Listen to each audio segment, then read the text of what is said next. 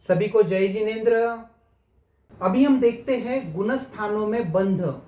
तीसरे मिश्र गुणस्थान को छोड़कर पहले से सातवें अर्थात मिथ्यात्व से अप्रमत्त गुणस्थान तक 7 या 8 कर्म प्रकृतियों का बंध होता है। जब आयुष्य का बंध करते हैं तब 8 और उसके अतिरिक्त 7 कर्म प्रकृतियों का बंध होता है। मिश्र, अपूर्वकरण और अनिवृत्तिकरण, इन 3 गुणस्थानों में आयुष्य का बंध न होने के कारण सिर्फ 7 कर्म प्रकृतियों का बंध होता है। मिश्र गुणस्थान में स्वभाव से ही आयुष्य का बंध नहीं होता है और 8वें और 9वें गुणस्थान में परिणाम की विशुद्धि अधिक होने से आयुष्य का बंध नहीं होता है। 10वें गुणस्थान में आयुष्य और मोहनीय का बंध नहीं होने के कारण 6 कर्मों का बंध होता है। मोहनीय कर्म का बंध बादर कषाय के उदय के निमित्त से होता है और बादर कषाय का उदय 9वें गुणस्थान तक ही होता है। उपशांत मोह, क्षीण मोह और सहयोगी केवली, इन 3 गुणस्थानों में कषाय का सर्वथा अभाव होने से मात्र 1 कर्म का बंध होता है। अयोगी केवली गुणस्थान में योग का अभाव होने से एक भी बंध स्थान नहीं होने से अबंधक अवस्था प्राप्त होती है। वापस एक बार रिपीट करते हैं। पहले से 7वें गुणस्थान में तीसरा गुणस्थान छोड़ के 7 या 8 कर्म का बंध होता है। आयुष्य का बंध होगा तो 8, नहीं होगा तो आयुष्य के बिना 7। तीसरे, 8वें और 9वें गुणस्थान में आयुष्य कर्म के बिना 7 कर्म का बंध होता है। 10वें गुणस्थान में मोहनीय और आयुष्य के बिना 6 कर्म का बंध होता है। 11वें, 12वें, 13वें का स्थान में सिर्फ सातावेज्ञ का बंध अर्थात 1 कर्म प्रकृति का बंध होता है। 14वें गुणस्थान में किसी भी कर्म प्रकृति का बंध नहीं होता है अर्थात अबंधक होता है। अभी देखते हैं गुणस्थानों में सत्ता और उदय। पहले गुणस्थान से 10वें गुणस्थान तक 8 कर्मों की सत्ता और 8 कर्मों का उदय होता है। 11वें गुणस्थान में 7 कर्मों का उदय और 8 कर्म की सत्ता होती है, क्योंकि यह गुणस्थान सिर्फ उपशम श्रेणी में ही होता है। उपशम श्रेणी में मोहनीय कर्म का सर्वथा उपशम होने से उसका उदय नहीं होता है। 12वें गुणस्थान में मोहनीय कर्म का सर्वथा क्षय हो जाने से शेष 7 कर्मों की सत्ता और 7 कर्मों का उदय होता है। 13वें, 14वें गुणस्थान में घाती कर्मों का सर्वथा क्षय हो जाने से 4 अघाती कर्मों की सत्ता और उदय माना है। एक बार वापस समराइज करते हैं। 1 से लेके 11 गुणस्थान में 8 कर्मों की सत्ता होती है। 12वें गुणस्थान में 7 कर्मों की सत्ता और 13वें, 14वें गुणस्थान में 4 कर्म की सत्ता। उदय देखते हैं। 1 से 10 गुणस्थान में 8 कर्मों का उदय, 11वें, 12वें में 7 कर्मों का उदय मोहनीय के बिना और 13वें, 14वें में 4 कर्मों का उदय सिर्फ अघाती। अभी गुणस्थानों में उदीर्णा देखते हैं। मिश्र गुणस्थान को छोड़कर मिथ्यात्व से प्रमत्त तक 7 या 8 कर्मों की उदीर्णा होते रहती है। जब आयुष्य कर्म की उदीर्णा नहीं होती तब 7 कर्मों की, जब आयुष्य की उदीर्णा होती है तब 8 कर्मों की उदीर्णा होती है। आयुष्य की उदीर्णा उत्पत्ति के प्रथम समय से प्रारंभ हो जाती है और उस समय रुक जाती है जब वर्तमान भव की आयुष्य की अंतिम आवलिका बचती है। यद्यपि वर्तमान भव की आयुष्य की आवलिका मात्र शेष रहने के समय पर भव संबंधी आयुष्य की स्थिति आवलिका से अधिक रहती है, किंतु उसके अनुदय होने से उसकी उदीर्णा नहीं हो सकती। तीसरे गुणस्थान में 8 कर्मों की उदीर्णा होती है, क्योंकि इस गुणस्थान में मृत्यु नहीं होती और आयुष्य की अंतिम आवलिका उसे प्राप्त भी नहीं होती, जिससे उदीर्णा रुक जाए। अप्रमत्त, अपूर्वकरण, अनिवृत्तिकरण गुणस्थान में आयु और वेदनीय कर्म को छोड़कर 6 कर्म की उदीर्णा होती है। 2 कर्मों की उदीर्णा के लिए जो अध्य व्यवसाय चाहिए उससे अति विशुद्ध अध्य व्यवसाय होने के कारण वहां इन 2 कर्मों की उदीर्णा नहीं होती है। सूक्ष्म संप्राय गुणस्थान में 5 या 6 कर्मों की उदीर्णा होती है। वेदनीय और आयुष्य की उदीर्णा न हो तो 6 और मोहनीय की भी उदीर्णा न हो तो 5 कर्मों की उदीर्णा होती है। 10वें गुणस्थान की अंतिम आवलिका में मोहनीय कर्म की उदीर्णा रुक जाती है, क्योंकि उस समय उसकी स्थिति आवलिका प्रमाण शेष रहती है। उपशांत मोह गुणस्थान में वेदनीय, मोहनीय, आयुष्य, इन तीनों कर्मों की उदीर्णा नहीं होने के कारण 5 की ही उदीर्णा होती है। इस गुणस्थान में मोहनीय कर्म का उदय न होने से उसकी उदीर्णा भी नहीं होती है। 12वें गुणस्थान की अंतिम आवलिका को छोड़कर अन्य समय में वेदनीय, मोहनीय और आयुष्य के अतिरिक्त 5 कर्मों की उदीरना होती है। अंतिम आवलिका में ज्ञानावर्णीय, दर्शनावर्णीय और अंतराय कर्म की स्थिति अंतिम आवलिका प्रमाण रहने से उस समय उनकी उदीरना रुक जाती है तथा नाम और गोत्र इन 2 कर्मों की ही उदीरना होती है। 13वें गुणस्थान में 4 अघाती कर्म शेष रहते हैं। इनमें से आयुष्य और वेदनी की उदीरना तो 7वें गुणस्थान में ही रुक जाने के कारण यहाँ सिर्फ 2 कर्म की उदीरना होती है। 14वें गुणस्थान में योग का अभाव होता है, इसीलिए यहाँ पे किसी भी कर्म की उदीरना नहीं होती है। एक बार समराइज कर लेते हैं। पहले, दूसरे, चौथे, 5वें, 6ठे गुणस्थान में 7 या 8 कर्म की उदीरना आयुष्य की हो तो 8, आयुष्य की नहीं हो तो 7। तीसरे गुणस्थान में 8 कर्म की, 7वें, 8वें, 9वें गुणस्थान में 6 कर्मों की, यहाँ पे वेदनीय और आयुष्य की उदीरना नहीं होती है। 10वें गुणस्थान में 6 या 5 कर्मों की, मोहनीय की उदीरना नहीं हो तो 5 और हो तो 6। 11वें गुणस्थान में 5 कर्म की, वेदनीय, आयुष्य और मोहनीय के बिना। 12वें गुणस्थान में 5 या 2 कर्मों की, ज्ञानावर्णीय, दर्शनावर्णीय, अंतराय की उदीरना न करे तो 2 और करे तो 5। 13वें गुणस्थान में 2 की, नाम और गोत्र। 14वां गुणस्थान में उदीरना नहीं होती है। अभी हम देखते हैं गुणस्थानों में अल्प बहुत्व। अन्य गुणस्थान की वाले जीवों की अपेक्षा 11वें उपशांत मोह गुणस्थान में रहे जीव सबसे कम होते हैं, क्योंकि इस गुणस्थान को पाने वाले जीव प्रतिपद्यमान एक साथ मैक्सिमम 54 हो सकते हैं। इसकी अपेक्षा क्षीण मोह गुणस्थान वाले जीव प्रतिपद्यमान की अपेक्षा से संख्यात गुना अधिक अर्थात मैक्सिमम 108 हो सकते हैं, इसीलिए संख्यात गुना कहा है। यह विधान इन दोनों गुणस्थानों को में अधिक से अधिक प्रवेश करने वाली जीवों की अपेक्षा से है। बाकी तो इन गुणस्थानों को में कभी जीव होते भी है और कभी नहीं भी होते हैं। 12वें गुणस्थान की अपेक्षा 8वें, 9वें, 10वें गुणस्थान वाले जीव विशेष अधिक समझने चाहिए, क्योंकि यहाँ पे उपशम श्रेणी वाले 54 जीव हो सकते हैं और शपक श्रेणी वाले 108 जीव हो सकते हैं। इन 3 गुणस्थानों में उपशम श्रेणी और शपक श्रेणी दोनों के जीव आते हैं, अतः 54 + 108 162 जीव हो सकते हैं। अतः 12 गुणस्थान की अपेक्षा विशेष अधिक है, परंतु इन तीनों गुणस्थानों को में जीव परस्पर तुल्य होते हैं, क्योंकि इन तीनों की उत्कृष्ट प्रतिपद्यमान जीव 162 है। 8वें, 9वें, 10वें गुणस्थान वाले जीवों की अपेक्षा 13वें सहयोगी गुणस्थान में रहे जीव संख्यात गुना है, क्योंकि वे जघन्य से 2 करोड़ और उत्कृष्ट से 9 करोड़ होते हैं।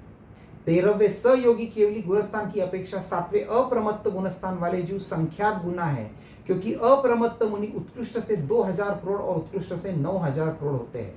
अप्रमत्त की अपेक्षा प्रमत्त मुनि संख्यात गुने अधिक है। यद्यपि प्रमत्त की संख्या भी कोटि सहस्र पृथक्व है, फिर भी अप्रमत्त की अपेक्षा प्रमत्त का काल अधिक है। अतः अप्रमत्त की अपेक्षा प्रमत्त की संख्या गुना कही है। प्रमत्त मुनियों की अपेक्षा देशवीरती, उनकी अपेक्षा सास्वादन, उनकी अपेक्षा मिश्र और उनकी अपेक्षा अविरति सम्यक दृष्टि के जीव क्रम से असंख्यात गुना अधिक है, क्योंकि प्रमत्त संयत तो सिर्फ मनुष्य है, जबकि देशवीरती में तिरंच भी होता है। अतः सर्ववीरती धर की अपेक्षा देशवीरती असंख्यात गुना है। देशवीरती धर की अपेक्षा सास्वादन गुणस्थान वाले असंख्यात गुना है, क्योंकि देशवीरती तो सिर्फ 2 ही मनुष्य और तिरंच में होता है, जबकि सास्वादन 4 गतियों में हो सकता है, इसीलिए असंख्यात गुना है। यद्यपि सास्वादन गुणस्थान शाश्वत नहीं है, कभी कभी तो 2-5 जीव भी होते हैं, कभी नहीं भी होते, फिर भी उत्कृष्ट की अपेक्षा से असंख्यात गुना है। सास्वादन की अपेक्षा मिश्र दृष्टि वाले असंख्यात गुणे हैं, क्योंकि सास्वादन का काल 6 अवलिका का है और मिश्र का काल अंतर मुहूर्त अर्थात अधिक है।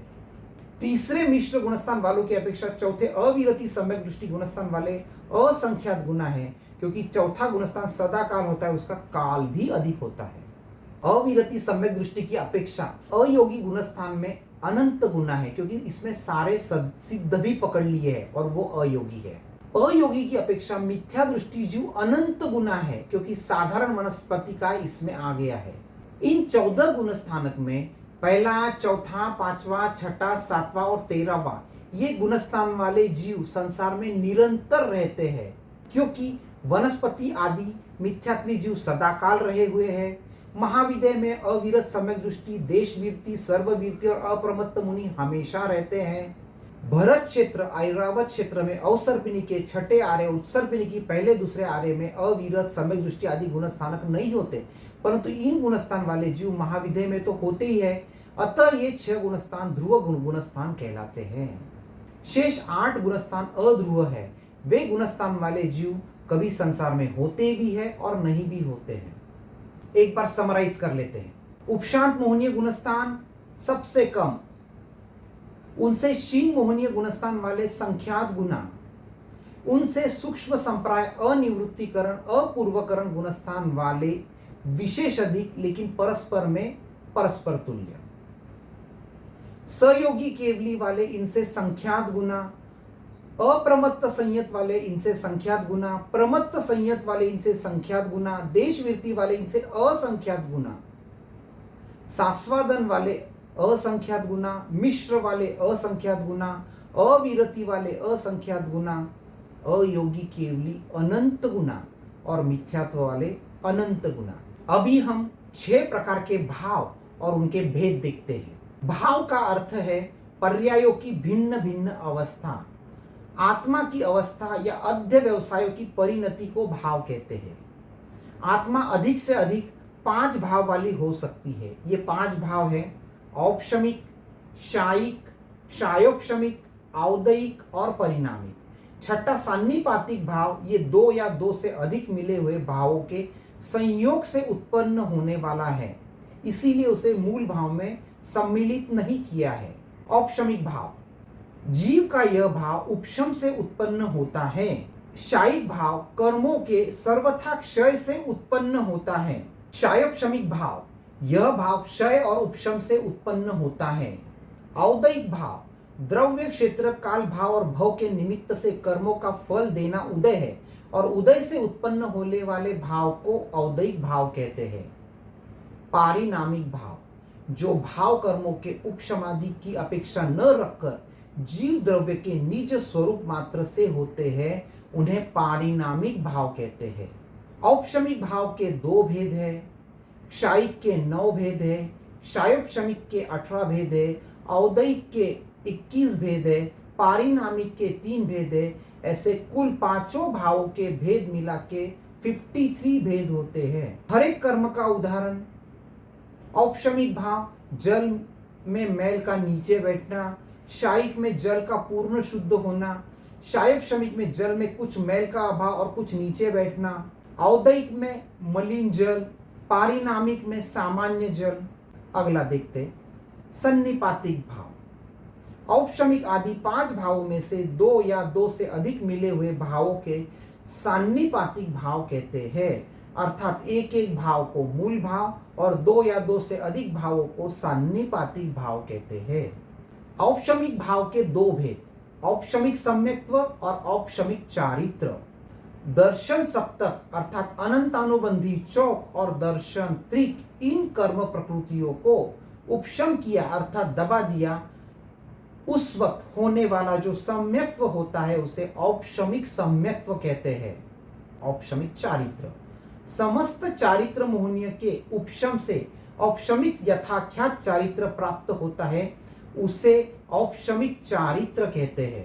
वापस रिपीट करता हूं, दर्शन सप्तक की 4 प्रकृतियों के उपशम से होने वाला औपशमिक सम्यक्त्व और समस्त चारित्र मोहनीय की कर्म की प्रकृतियों के उपशम से होने वाला औपशमिक चारित्र। ये 2 भेद हो गए औपशमिक भाव के।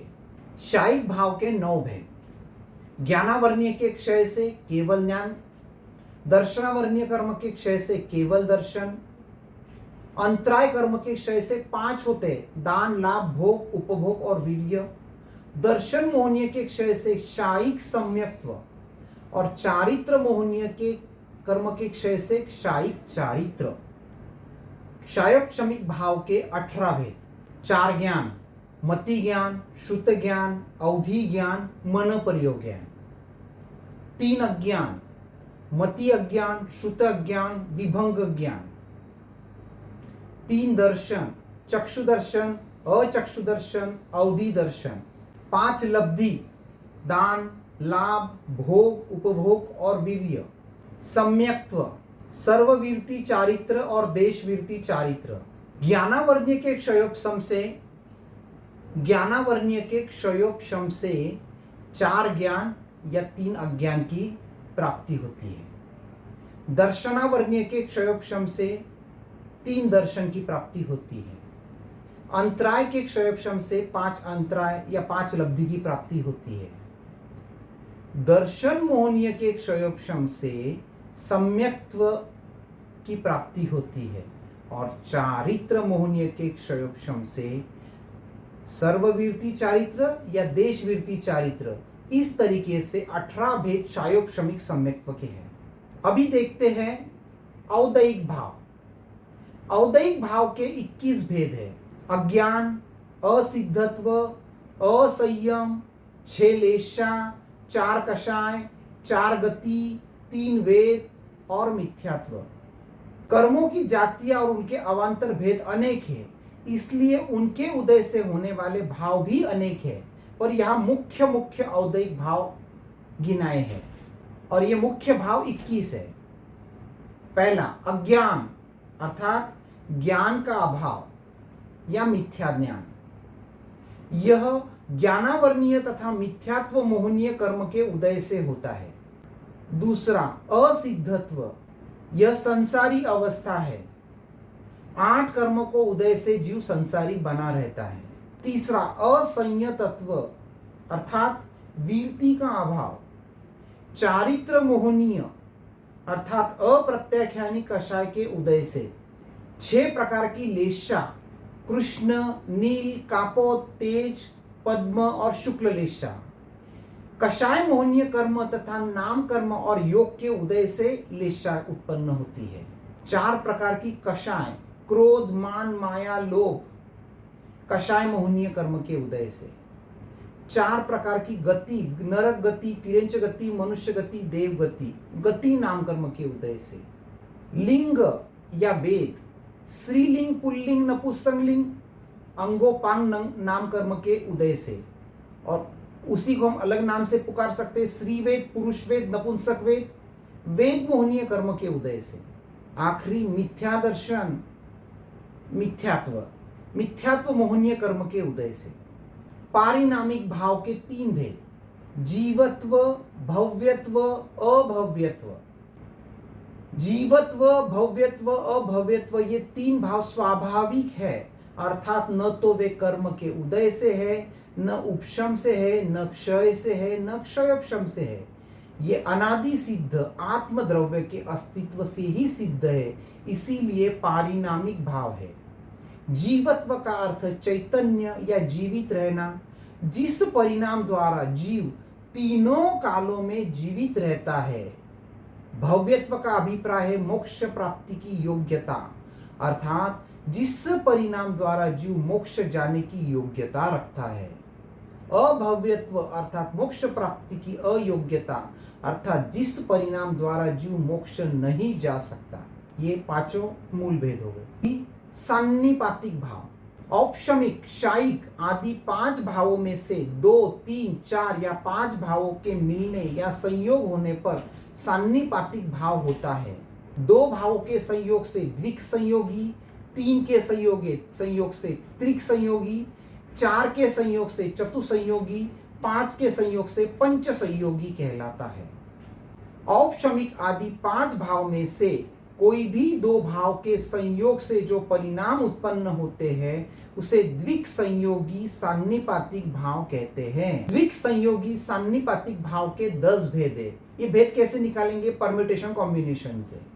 पहला औपशमिक शायिक, दूसरा औपशमिक क्षयोपशमिक, तीसरा औपशमिक औदयिक, चौथा औपशमिक पारिणामिक, 5वां शायिक क्षयोपशमिक, 6ठा शायिक औदयिक, 7वां शायिक परिणामिक, 8वां क्षयोपशमिक औदयिक, 9वां क्षयोपशमिक पारिणामिक, 10वां औदयिक पारिणामिक। औपशमिक आदि 5 भाव में से कोई भी 3 भाव के संयोग से जो परिणाम उत्पन्न होते हैं उसे त्रिसंयोगी सान्निपातिक भाव कहते हैं। त्रिसंयोगिक सान्निपातिक भाव के भी 10 भेद होते हैं। पहला औपशमिक क्षायिक क्षायोपशमिक, दूसरा औपशमिक क्षायिक औदयिक, तीसरा औपशमिक क्षायिक पारिणामिक, चौथा औपशमिक क्षायोपशमिक औदयिक, पांचवा औपशमिक क्षायोपशमिक पारिणामिक, छठा औपशमिक औदयिक पारिणामिक, सातवां क्षायिक क्षायोपशमिक औदयिक, आठवां क्षायिक क्षायोपशमिक पारिणामिक, नौवां क्षायिक औदयिक पारिणामिक, 10वां क्षायोपशमिक पारिणामिक औदयिक। औपशमिक आदि 5 भावों में से किसी भी 4 भाव के संयोग से उत्पन्न होने वाले भाव को चतुस्संयोगी सान्निपातिक भाव कहते हैं। चतुस्संयोगी सान्निपातिक भाव के 5 भेद हैं। औपशमिक क्षायिक क्षायोपशमिक औदयिक, दूसरा औपशमिक क्षायिक क्षायोपशमिक पारिणामिक, तीसरा औपशमिक क्षायिक औदयिक पारिणामिक, चौथा औपशमिक क्षायोपशमिक औदयिक पारिणामिक, पांचवा क्षायिक क्षायोपशमिक औदयिक पारिणामिक। पांचों भावों के संयोग से उत्पन्न होने वाले परिणाम पंचसंयोगी सान्निपातिक भाव कहलाते हैं। पंचसंयोगी सान्निपातिक भाव का केवल एक ही भेद है, औपशमिक क्षायिक क्षायोपशमिक औदयिक और पारिणामिक। इस प्रकार सान्निपातिक भाव के 10 + 10 + 5 + 1 कुल मिलाकर 26 भेद होते हैं। इनमें से 6 भेद जीवों में पाए जाते हैं, शेष 20 भेद जीवों में संभवित ही नहीं है, मतलब नॉट पॉसिबल। अभी जो 6 भेद है जो पॉसिबल है उनको हम देखते हैं। पहला क्षायिक पारिणामिक द्विसंयोगी 10 भेदों में 7वां भेद मात्र सिद्ध भगवंतों में होता है। क्षायिक भाव में उनके पास केवल ज्ञान, केवल दर्शन और क्षायिक सम्यक्त्व होता है, और पारिणामिक भाव में जीवत्व होता है। दूसरा क्षायिक औदयिक पारिणामिक त्रिसंयोगी 10 भेदों में से 9वां भेद भवस्त केवली भगवंतों को होता है, अर्थात 13वें 14वें गुणस्थान। क्षायिक भाव में केवल ज्ञान, केवल दर्शन, क्षायिक दान आदि 5 लब्धि, सम्यक्त्व और चारित्र। औदयिक भाव में मनुष्य गति, असिद्धत्व आदि। पारिणामिक भाव में जीवत्व और भव्यत्व। तीसरा क्षायोपशमिक औदयिक पारिणामिक त्रिसंयोगी 10 भेदों में से 10वां भेद चारों गति के जीवों में होता है। क्षायोपशमिक भाव में ज्ञान, अज्ञान, दर्शन आदि। औदयिक भाव में गति, कषाय, लिस्सा आदि। पारिणामिक भाव में जीवत्व, भव्यत्व, अभव्यत्व। चौथा औपशमिक क्षायोपशमिक औदयिक पारिणामिक चतुस्संयोगी 5 भेदों में से चौथा भेद चारों गति के औपशमिक सम्यक दृष्टि जीवों को होता है। औपशमिक भाव में औपशमिक सम्यक्त्व और औपशमिक चारित्र। क्षायोपशमिक भाव में ज्ञान, दर्शन आदि। औदयिक भाव में गति, कषाय, लिस्सा आदि। पारिणामिक भाव में जीवत्व और भव्यत्व। 5वां भेद क्षायिक क्षायोपशमिक औदयिक पारिणामिक चतुस्संयोगी के 5 भेदों में से 5वां भेद चारों गति के क्षायिक सम्यक्त्वी जीवों को ही होता है। क्षायिक भाव में क्षायिक सम्यक्त्व और क्षायिक चारित्र। क्षायोपशमिक भाव में ज्ञान, दर्शन आदि। औदयिक भाव में गति, कषाय, लिस्सा आदि। पारिणामिक भाव में जीवत्व और भव्यत्व। छठा और आखिरी भेद औपशमिक क्षायिक क्षायोपशमिक औदयिक पारिणामिक 5 संयोग सान्निपातिक भेद उपशम श्रेणी वाले मनुष्य को होता है। इस कारण एक ही प्रकार का है उपशम श्रेणी वाले मनुष्य को। क्षायिक भाव में सम्यक्त्व, औपशमिक भाव में चारित्र, क्षायोपशमिक भाव में ज्ञान, दर्शन, औदयिक भाव में गति, कषाय, लिस्सा, पारिणामिक भाव में जीवत्व और भव्यत्व। इस प्रकार 6 सान्निपातिक भाव जीवों में संभव है। इसके गति की अपेक्षा से स्थान भेद से 15 भेद हो जाते हैं।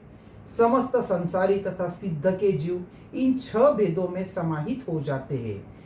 एक भेद सिद्ध परमात्मा में, एक भेद भवस्त केवली में, एक भेद उपशम श्रेणी में तथा शेष 3 भेद चारों गतियों में संभवित है। शेष 20 भेद जीव शून्य है, अर्थात जीवों में असंभव है। अभी हम कर्म तथा अजीव द्रव्यों में भाव देखते हैं। कर्म की उपशम अवस्था औपशमिक भाव, कर्म की क्षयोपशम अवस्था क्षायोपशमिक भाव, कर्म की क्षय अवस्था क्षायिक भाव, कर्म की उदय अवस्था औदयिक भाव, कर्म की परिणमन अवस्था पारिणामिक भाव। मोहनीय कर्म में ही सिर्फ औपशमिक भाव होता है, क्योंकि संपूर्ण रूप से उपशम मात्र मोहनीय कर्म का ही होता है, अन्य किसी कर्म की उपशम अवस्था नहीं होती है। शायोपशमिक भाव केवल घाती कर्म का ही होता है, अघाती कर्मों का नहीं, क्योंकि घाती कर्मों से आवृत्त गुणों का ही आंशिक प्रगटीकरण शक्य है, अतः उन्हीं कर्मों का क्षयोपशम होता है। केवल ज्ञानावर्णीय, केवल दर्शनावर्णीय इन दो घाती कर्मों की प्रकृतियों की विपाक उदय का निरोध न होने से इनका क्षयोपशम नहीं होता है।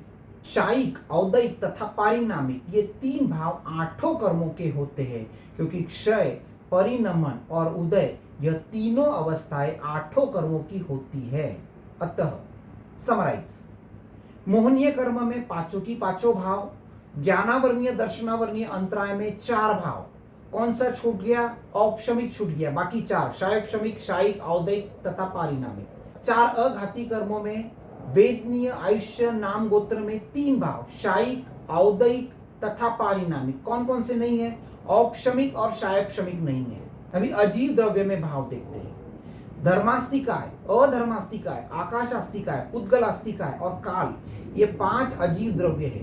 पुद्गलास्तिकाय के अतिरिक्त शेष अजीव द्रव्य में अनादि पारिणामिक भाव सिर्फ एक भाव होता है। धर्मास्तिकाय जीव और पुद्गलों की गति में, अधर्मास्तिकाय जीव और पुद्गल की स्थिति में सहायक होने का कार्य अनादि काल से कर रहे हैं। आकाशास्तिकाय पांचों द्रव्य को स्थान देने रूप कार्य तथा काल समय पर्याय रूप स्व कार्य में परिणमन कर रहे हैं, इसलिए इन चारों में अनादि पारिणामिक भाव है। पुद्गल द्रव्य दो प्रकार के हैं। पहला परमाणु पुद्गल, इसमें मात्र पारिणामिक भाव होता है। दूसरा स्कंद पुद्गल, इसमें पारिणामिक और औदयिक ये दोनों भाव होते हैं। स्कंदों में भी द्विगुणक आदि सादी स्कंद पारिणामिक भाव वाले ही है, किंतु औदारिक आदि शरीर रूप स्कंद पारिणामिक और औदयिक ये दो भाव वाले हैं, क्योंकि वे स्वस्वरूप में परिणत होते रहने के कारण पारिणामिक भाव वाले और औदारिक आदि शरीर नाम कर्म के उदयजन्य होने से औदयिक भाव वाले भी है। उद्गल में पारिणामिक भाव के दो भेद है, सादी पारिणामिक और अनादि पारिणामिक। जिन्हें जीव ग्रहण नहीं कर सकता ऐसे द्विगुणक स्कंधों में पूर्ण गलन होने पर नियत संख्या वाले स्कंध नहीं रहते, उनमें हानि वृद्धि होने से आकार भी बदलता है, अतः वहां सादी पारिणामिक भाव होता है। मेरु पर्वत, सूर्य, चंद्र, देव विमान आदि शाश्वत प्रतिमाएं, मंदिर, पर्वत आदि पदार्थों में अनादि पारिणामिक भाव होता है, क्योंकि अनादि काल से प्रति समय पूर्ण गलन होने पर भी यही ध्रुव आकार रूप परिणमन रहता है। अभी हम हर एक गुणस्थान में कितने कितने भाव होते हैं वो देखते हैं। औपशमिक भाव 4 से 11 गुणस्थान में रहता है। शायोपशमिक भाव 1 से 12 गुणस्थान में रहता है। शायिक भाव 4 से 14 में रहता है और औदयिक और पारिणामिक भाव 1 से 14 में रहता है। अभी एक जीव की अपेक्षा से कौन कौन से गुणस्थान में कितने कितने भाव रहते हैं इसको देखते हैं। पहले, दूसरे, तीसरे गुणस्थान में औदयिक, पारिणामिक और शायोपशमिक भाव रहता है। कौन कौन सा नहीं रहता है? शायिक नहीं रहता है और औपशमिक नहीं रहता है। ठीक है, 4, 5, 6, 7 यहाँ पे 3 या 4 भाव होते हैं। शायोपशमिक सम्यक्त्वी में औदयिक, शायोपशमिक और पारिणामिक जो पहले 3 गुणस्थान में थे वही, मतलब 3 भाव। शायिक सम्यक्त्वी में ये चौथा शायिक बढ़ गया, शायिक, औदयिक, शायोपशमिक और पारिणामिक। औपशमिक सम्यक्त्वी में औपशमिक बढ़ गया, औपशमिक, औदयिक, शायोपशमिक और पारिणामिक। शायिक या औपशमिक सम्यक्त हो तब इन दो में से कोई एक सम्यक्त्व तथा अन्य 3 भाव होंगे तो 4 भाव रहेंगे। 8वें गुणस्थान में 4 भाव होते हैं। अगर शायिक है तो शायिक, औदयिक, शायोपशमिक, पारिणामिक, और औपशमिक है तो औपशमिक, औदयिक, शायोपशमिक और पारिणामिक। 9वें, 10वें, 11वें गुणस्थान में 4 या 5 भाव होते हैं। शायिक को शायिक, औदयिक, शायोपशमिक, पारिणामिक, और औपशमिक को औपशमिक, औदयिक, शायोपशमिक, पारिणामिक। और शायिक सम्यक दृष्टि जो उपशम श्रेणी चढ़ रहा है उसको 5 भाव रहते हैं। 12वें गुणस्थान में 4 भाव होते हैं, शायिक, औदयिक, शायोपशमिक, पारिणामिक। कौन सा गायब हो गया? औपशमिक। 13वें, 14वें गुणस्थान में औदयिक, शायिक, पारिणामिक। पहले दूसरे तीसरे से कंपेयर करेंगे तो क्षायक श्रमिक की जगह पे क्षायिक आ गया। अगर आपको ये मैटर अच्छा लगा है और इसका एक्सप्लेनेशन अगर अच्छा लगा है तो इस वीडियो को लाइक कीजिए, इस वीडियो को अपने दोस्तों के साथ शेयर कीजिए, मतलब उनको भी इसका नॉलेज मिले। और इम्पॉर्टेंट, इस चैनल को सब्सक्राइब कीजिए, मतलब आगे के सारे वीडियो आपको मिलते रहेंगे। सभी को जय जिनेंद्र।